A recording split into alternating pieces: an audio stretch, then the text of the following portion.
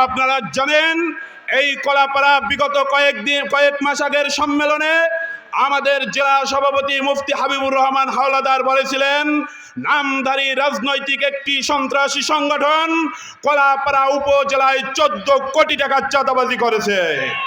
তারা আমার নেতার নামে উকিল নোটিশ করেছিল। তারা সাংবাদিক সম্মেলন করে 7 দিনের আলটিমেটাম দিয়েছিল। আমাদের নেতা এই 7 দিন পরে সাংবাদিকদেরকে এই কলাপাড়ায় প্রায় 70 কোটি টাকার চাঁদাবাজির প্রমাণ দিয়েছিল। আপনারা জানেন না 2 মাসের মধ্যে কলাপাড়ায় 70 কোটি টাকা চাঁদাবাজি করেছে তারা। সাধারণ মানুষের রক্ত চোষায় এই দল ইসলামী আন্দোলন বাংলাদেশকে আজ তাদের কাজ দেখে শরীরের মধ্যে আগুন জ্বলতেছে। সংগ্রামী তৌহিদি জনতা, আমি সাংবাদিক ভাইদেরকে বলবো, আপনাদের সম্মুখে 7 দিনের আলটিমেটাম দিয়েছিল। যদি আমাদের নেতা জবাব দিতে না পারে তারা প্রশাসনিক ব্যবস্থা নেবে, আইনানুগ ব্যবস্থা নেবে।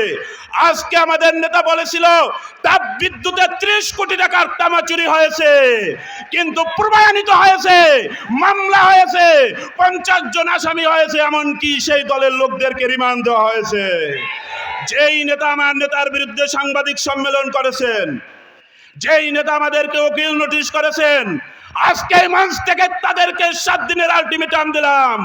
যদি আপনারা 7 দিনের মধ্যে ক্ষমা না চান, আপনাদের সেই চোর গুন্ডা চাঁদাবাজদেরকে দল থেকে বহিষ্কার না করেন, আমরাও গ্রামে গ্রামে বাড়িতে বাড়িতে লিফলেট বিতরণ করে মানুষদের জানিয়ে দেব আপনারা চোর পালেন, ঠিক কিনা?